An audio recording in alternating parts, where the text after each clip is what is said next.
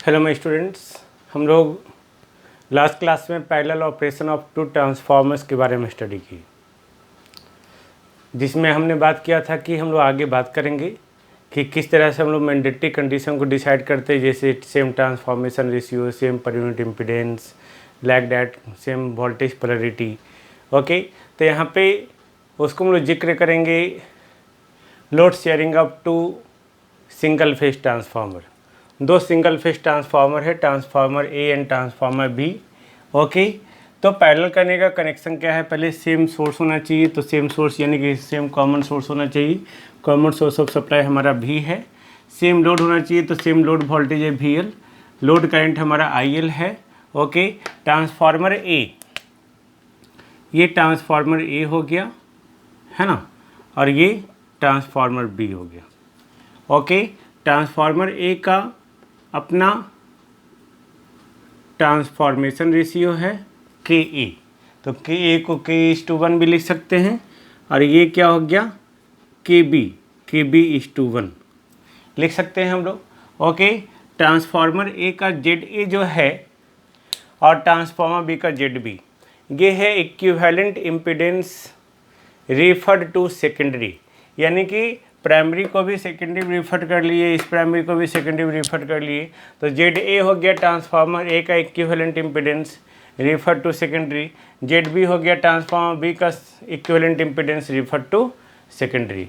अब चूंकि एक सेम वोल्टेज सप्लाई है, ओके, तो इसके क्रॉस वोल्टेज भी, चूँकि सारा इम्पीडेंस तो इधर आ गया, इसके क्रॉस जो वोल्टेज आया ये भी है ना, इसके क्रॉस भी जो वोल्टेज होगा भी आएगा। अब अगर ये सेम पोलैरिटी नहीं होगा, अगर ये सेम पोलैरिटी नहीं होगा तो सोचो, सबसे पहली बात कि ये प्लस है तो ये भी प्लस होना चाहिए। अब यहाँ पे हम लोग एक पाथ लेते हैं, है ना, ये पाथ यहाँ से चलते हैं, तो यहाँ से चले हम लोग इधर से प्लस भी, ओके, दिस वन,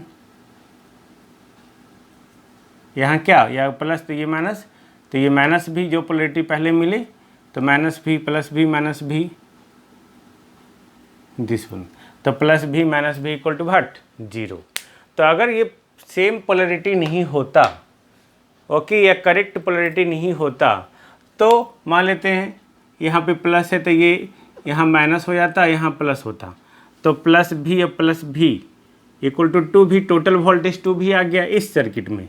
इसको हम लोग लोकल सर्किट कहते हैं, है ना, इधर नहीं घूम रहे हम लोग। अब इसको आप मिटा दो, सपोज ये हम लोग मिटा दिए, है ना, इस सर्किट में, इस सर्किट में ये भी हमारा आया इसी के चलते, ये भी आया था इसी के चलते। अब ये लोकल सर्किट में, तो अगर ये दोनों पोलैरिटी डिफरेंट हुआ तो 2 भी इस वोल्टेज इसमें आ जाएगा, तो जैसे ही वोल्टेज आएगा तो सर्किट है तो उसमें एक सर्कुलेटिंग करंट फ्लो करेगा, तो उसके चलते अलग से लॉसेस होना शुरू होगा। तो यही कारण है कि हम लोग क्या बात करते हैं कि सेम वोल्टेज पोलैरिटी होना चाहिए या करेक्ट पोलैरिटी होना चाहिए, है ना। तो एक चीज़ यहाँ क्लियर हो गया, इसमें भी हमारा सेम चीज़ है। तब ये अगर यहाँ भी वोल्टेज हो रहा है, ओके, तो इधर क्या होगा, वोल्टेज इंड्यूस KB, नहीं प्लस साइन माइनस साइन, इधर क्या होगा भाई, KB, plus sign minus sign. Clear. अब ट्रांसफार्मर ए ये सप्लाई कर रहा है लोड को करंट IA, ट्रांसफार्मर बी ये सप्लाई कर रहा है लोड को करंट IB। तो अगर हम लोग KCL अप्लाई करें इस पॉइंट पे, तो इधर से IB आ रहा है ये, तो IA प्लस IB must be equal to IL, नहीं must be equal to IL। Okay, तो ये IA आ गया। अब यहाँ पे हम लोग को देखना क्या है, ओके, हम लोग अप्लाई करेंगे KVL in the secondaries of transformer A and transformer B। Okay, just see. Okay, तो अब यहाँ देखो, इसका सेकेंडरी में हम लोग अप्लाई कर रहे हैं KVL। तो जब हम लोग अप्लाई करेंगे तो माइनस KAV इधर से चले, plus IAZA plus V L equal to 0। पहला equation I think no problem है ना। Then V L equal to, ये उधर चला जाएगा, के ए भी minus I A into Z A. Equation 1, इसको ए मान लेते हैं इक्वेशन। ओके, क्लियर है। ऑल्सो इसके सेकेंडरी में माइनस के बी भी लिख सकते हैं हम लोग, plus I B Z B plus V L equal to 0। I B Z B फिर इधर आएंगे वी एल, और ये तो इससे कनेक्टेड है ना। इसको भूल के सोचो ऐसे करके, दिस वन। तो ये भी क्या हो गया भाई, V L equal to K B V minus I B Z B, equation 2। I think no problem नहीं।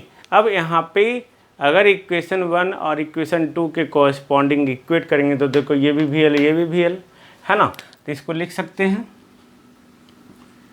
के ए भी minus I A Z A equal to K B V minus I B Z B. लिख सकते हैं ना हम लोग, लिख सकते हैं। ओके, अब इसको इधर ले आए, K A minus K B into भी, ये इधर चला गया, I A Z A minus I B Z B. लिख सकते हैं हम लोग नहीं। अब आई ए, अगर इसको आई ए के टर्म में निकालना है तो I A equal to I L minus I B यहाँ लिख सकते हैं, ऑफ कोर्स लिख सकते हैं। देखो यहाँ पे equal to I A Z A minus I B को क्या लिख दिए, I L minus I A Z B. तो ये प्लस हो गया, तो I A Z A plus Z B. Okay, minus minus इधर चला आएगा तो प्लस हो जाएगा है ना। तो K A minus K B into V plus Z B into I L लिख सकते हैं हम लोग। ओके, नाउ ये आई ए जो है हमारा, आई A equal to K A minus K B into V by Z A plus Z B plus Z B by Z A plus Z B into I L लिख सकते हैं हम लोग ऐसा। ऑफ कोर्स लिख सकते हैं, आई थिंक नो प्रॉब्लम है ना। ओके, नाउ अब अगर हम लोग सेम थिंग्स इस इक्वेशन में या इस इक्वेशन में यहाँ तक में आई बी के लिए करें तो I B equal to I A minus I L यहाँ पुट करना होगा। तो जब आप आई बी को निकालेंगे यहाँ पे सेम इक्वेशन से, तो आई बी जो आएगा हमारा वो क्या आएगा भाई, जस्ट निगेटिव में आएगा है ना। कैलकुलेट कर लेंगे हम लोग, नोट्स में भी है, भी by Z A plus Z B की जगह पे यहाँ पे जेड ए आ जाएगा, Z A plus Z B into I L, expression C हो गया। तो ये आई ए और आई बी निकल गया, I think no problem. Okay, now अब हम लोग कहाँ केवीएल अप्लाई करेंगे, इस सर्किट में। ओके, इस सर्किट में जिसको हम रेड पेन से दिखा रहे, ध्यान से देखेंगे। लोकल सर्किट, जैसे यहाँ लोकल सर्किट दिखा है, आप इसको भूल जाओ, यहाँ नहीं है। सपोज इसको मिटा दिए हम लोग, तो ये लोकल सर्किट हो गया नहीं। तो इस सर्किट में हम लोग चलेंगे अब, दिस वन, इस सर्किट में। ओके, तो इस सर्किट में हम लोग एक करंट मानते हैं, वो है आई सी फॉर सर्कुलेटिंग करंट। हम लोग यहाँ देखना चाहते हैं कि लोकल सर्कुलेटिंग करंट, इसको लोकल सर्किट कहते हैं ना, इसको हम लोग हटा दिए लोकल सर्किट। तो local current that is circulating current. हम लोग ये देखना चाहते हैं कि सर्कुलेटिंग करंट फ्लो करता है या नहीं। अगर फ्लो करता है तो क्या कारण है, उसको हम लोग कैसे जीरो कर सकते हैं, क्योंकि ये तो एक्स्ट्रा करंट है। जैसे हमारा ईडी करंट फ्लो कर जाता है मैग्नेटिक मटेरियल में, ठीक उसी तरह यहाँ पे भी एक सर्कुलेटिंग करंट फ्लो कर रहा है ना। तो हम लोग यहाँ पे इसको देखेंगे, ये आईसी है। तो अगर हम लोग यहाँ पे केवीएल अप्लाई करें इस लोकल सर्कुलेटिंग करंट में, तो ध्यान से देखिए क्या हो जाएगा भाई, माइनस के ए भी प्लस, अब इस लोकल में क्या करंट फ्लो कर रहा है, आई सी जेड ए। ओके, यहाँ से यहाँ आए तो आईसी तो इधर से फ्लो कर रहा है नहीं। ओके, तो करंट इधर हो गया, यही है ना आईसी भाई। ओके, ये आईसी फ्लो कर रहा है। ओके, आईसी, तो ये करंट के डायरेक्शन में चल रहे हैं, प्लस आईसी जेड भी हम लोग लिख सकते हैं। ओके, प्लस के बी भी इक्वल टू 0 लिख सकते हैं, आई थिंक नो प्रॉब्लम, है ना। अब आईसी कॉमन लिए, IC Z A plus Z B equal to, ये उधर चला जाएगा, K A minus K B into V लिख सकते हैं। तो आई सी इक्वल टू क्या हो गया, I C equal to Z A plus Z B divide हो जाएगा, ये आ गया आई सी। अब अगर हम लोग बात करें कि ट्रांसफार्मर ए में सर्कुलेटिंग करंट मान लेते हैं ये जो है आई सी ए है, और इसमें जो सर्कुलेटिंग करंट फ्लो कर रहा है ये आई सी बी है सपोज। चलो बी स्मॉल या कैपिटल कुछ से भी हम लिख सकते हैं, दैट डजंट मैटर। ओके, अगर यहाँ कैपिटल लिखते तो यहाँ कैपिटल लिख देते हैं। तो आई सी देखो ये इसी डायरेक्शन में फ्लो कर रहा है, तो I C A equal to I सी, और आई सी बी का डायरेक्शन इधर, और ये जो आई सी आ रहा है ये इधर आ रहा है ना। तो I C B equal to minus I C, clear, ये नहीं। ओके, ये नहीं, ये इस करंट को हम लोकल करंट को देख रहे हैं, लोकल दिस वन, ये आई सी आ रहा है, तो I C B equal to minus I C, ये आई सी बी हम लोग माने हुए हैं, खुद से माने हैं। ओके, तो I C B equal to minus I C, तो ये हमारा क्या हो गया, ये आई सी ए के बराबर हो गया।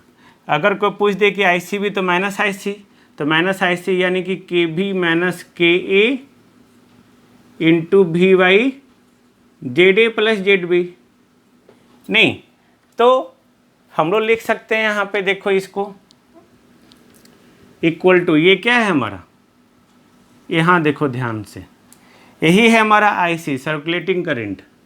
ओके, यानी कि हम लोग यहाँ पे लिख सकते थे I C equal to I C A plus, ये भी लिखना बाकी है, डोंट वरी, और इसको लिख सकते हैं I A equal to sorry I B equal to I C B plus, इसको भी अभी लिखेंगे, डोंट वरी, ये है क्या, जस्ट सी। ओके, नाउ हम लोग इसके बारे में सोचते हैं, तो इसमें कोई प्रॉब्लम नहीं है किसी को, नहीं है ना। तो चलो हम लोग यहाँ पे एक लोड कनेक्टेड था, हम लोग एक लोड लगा दिए, नहीं ये लोड था। ओके, अब यहाँ पे सर्कुलेटिंग करंट चूँकि यहाँ पे बहुत गंदा लग रहा है तो इसको हम लोग मिटा सकते हैं, मिटा दिए। ओके, फिर ज़रूरत पड़ेगा तो फिर से हम लोग ड्रॉ कर लेंगे। ओके, इसको हम लोग मिटा दिए। ओके, नो, ये के बी भी था,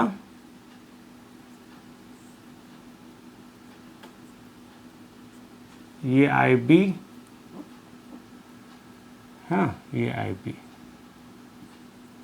क्लियर, दिस यही था हमारा। अब हम लोग आई ए का वैल्यू निकालेंगे। ओके, आई ए का वैल्यू कैसे निकालेंगे, जस्ट सी तो हम लोग क्या करेंगे, ये जो हमारा है इसको हम लोग डायरेक्टली भी अगर लिखना चाहें तो लिख सकते हैं। ये हमारा एक्चुअली क्या है, ये ILA है और ये क्या है ILB, यानी कि ILA इक्वल टू क्या हो जा रहा है हमारा, ILA equal to ZB by ZA plus ZB into IL, और ILB इक्वल टू क्या हो जा रहा है हमारा ZA by ZA plus ZB into IL। Simple है ना। तो हम लोग यहाँ पे नोमेनक्लेचर क्या कर रहे हैं भाई, IA equal to ICA plus ILA, IB equal to ICB plus IB। ICA क्या है, सर्कुलेटिंग करंट है ना, circulating current in the transformer A। ICB क्या है, circulating current in the transformer B। ILA क्या है, load shared by the transformer A। ILB क्या है, load shared by the transformer B। Okay, तो ICA या ICB इक्वल टू क्या है, K minus KB divided by ZA plus ZB into B। तो ये हमारा सर्कुलेटिंग करंट दिख रहा है आपको।